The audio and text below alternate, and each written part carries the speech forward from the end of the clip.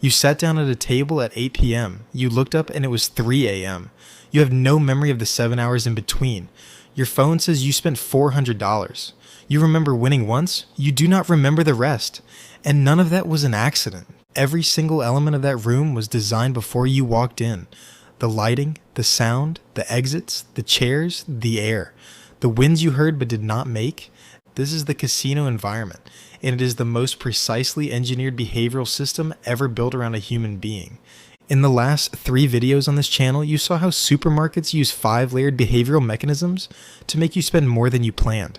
Slow music, strategic shelf placement, the licensing effect, decision fatigue at the checkout, appetite arousal through scent, each one deliberate, each one documented and in peer-reviewed research. The casino takes every one of those mechanisms and removes the ethical limits. There's no slow music in a casino. There is no music at all in the traditional sense. There is something more precise, a precisely calibrated soundscape engineered to produce a specific emotional state. And the most important element of that soundscape is not what you hear. It is what you think you hear. You are surrounded by the sound of winning. Coins dropping, bells ringing, celebratory animations, victory sounds firing from machines in every direction. At any given moment in a functioning casino floor, somewhere between 40 and 60% of all machines are producing some form of win signal.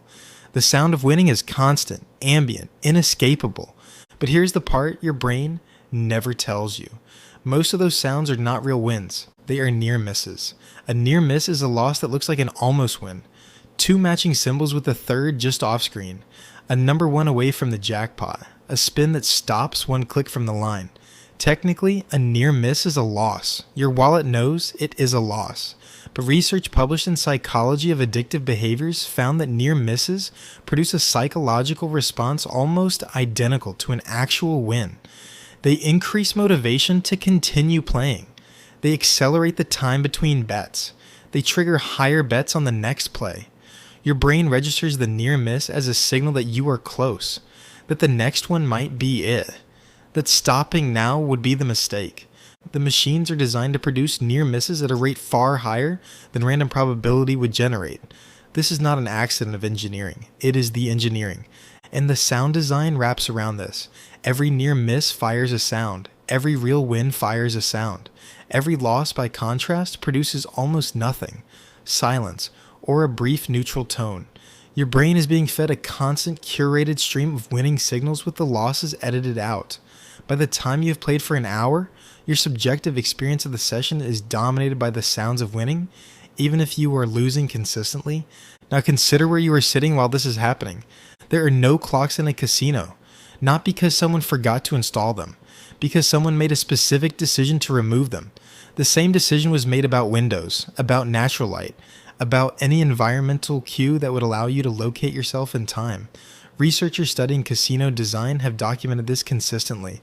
The deliberate removal of temporal cues creates what some researchers call a sensory bubble, a sealed environment in which external time simply does not exist. Studies show that players stay in casino environments approximately 50% longer than they would under natural conditions with normal time cues present. 50% longer, not because they are having more fun, because the room has removed the mechanism by which they would normally decide to stop. This is not the slow music of the supermarket. Slow music nudges you towards spending a little more. The removal of all time creates a complete dissociation from the question of how long this has been going on. You walked in at 8, you sat down, and the room quietly closed around you. The layout of the floor does the same thing in physical space. Modern casino design follows principles first theorized by designer Bill Friedman in his landmark 1974 work on gambling environments.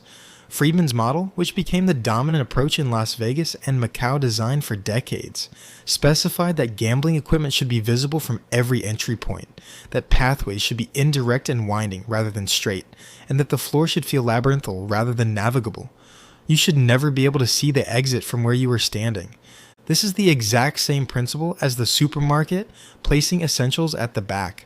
But where the supermarket creates one long walk to the eggs, the casino creates a maze with no clear center and no visible edge. Researchers studying casino layouts have noted that the winding path structure forces repeated exposure to machines and tables you did not come to play. The exposure effect documented by Robert Zajonc in the 1960s applies here with full force. Seeing something repeatedly without conscious engagement increases your preference for it. Every machine you walk past on the way to somewhere else is being embedded slightly into your preference landscape. And the chairs. Slot machine chairs are engineered for a specific physical state, slightly too comfortable to feel like work, not comfortable enough to encourage sleep. The posture the chair produces, slightly forward, engaged, hands in front, is the same posture associated with active task engagement. You are positioned physically as though you are working on a problem, because the machine wants your brain to treat it as one. Now think about who you are by the time all of this is operating simultaneously. You walked in with a budget, a number you said to yourself before you arrived. $200, maybe $3. You have a plan, and for the first 20 minutes, the plan works. You are tracking, you are in control. But you have been sitting in a sealed room with no time cues for 2 hours. You have heard hundreds of wind signals. You have experienced 5 near misses in the last 30 minutes. Your decision-making capacity, what behavioral scientists Roy Baumeister and Jonathan Levav documented as ego depletion, has been steadily eroding. Every small decision about whether to stop, whether to move to a different machine, whether to go home, costs a tiny amount of cognitive resource. The casino does not need to trick you. It just needs to wait for the resource to run out, and then the offer arrives. A complimentary drink, free food, a hotel room discount, a loyalty points update telling you how close you are to the next reward tier. These are not gestures of hospitality. They are the licensing effect, documented by Fishbach and Dar at the University of Chicago, applied in reverse. Where the supermarket uses the healthy salad at the entrance to license, later indulgence, the casino uses the free drink to create a feeling of being ahead, of having already received something which lowers your psychological resistance to further spending. You are drinking a free whiskey. You are, in some narrow accounting, winning, and the machine is right there. There is one more mechanism worth understanding, and it is the one that connects everything back to your daily life. The research collected in studying casino environment design did not stay in casinos.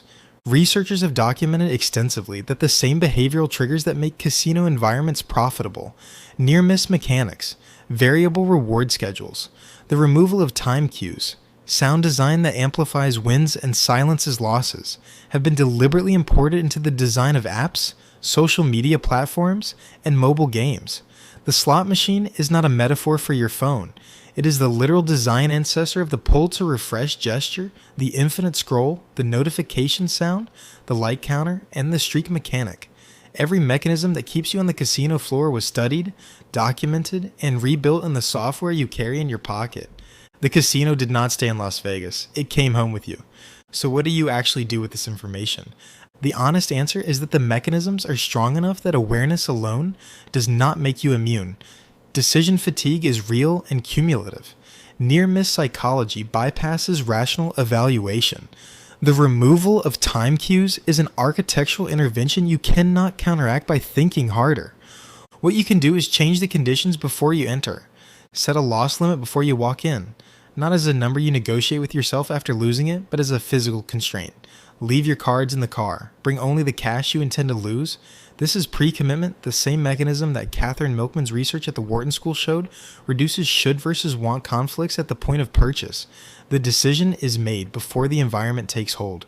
Set a time limit and use an external enforcer, an alarm, not a mental note, but an actual alarm on your phone, in your pocket, that goes off and requires you to actively dismiss it, because the casino removed the clocks and your internal sense of time will not save you.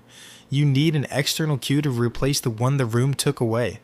And when you hear the sound of winning all around you, remember what is actually happening.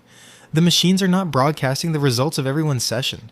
They are broadcasting a curated selection of the results. The wins are loud. The losses are silent.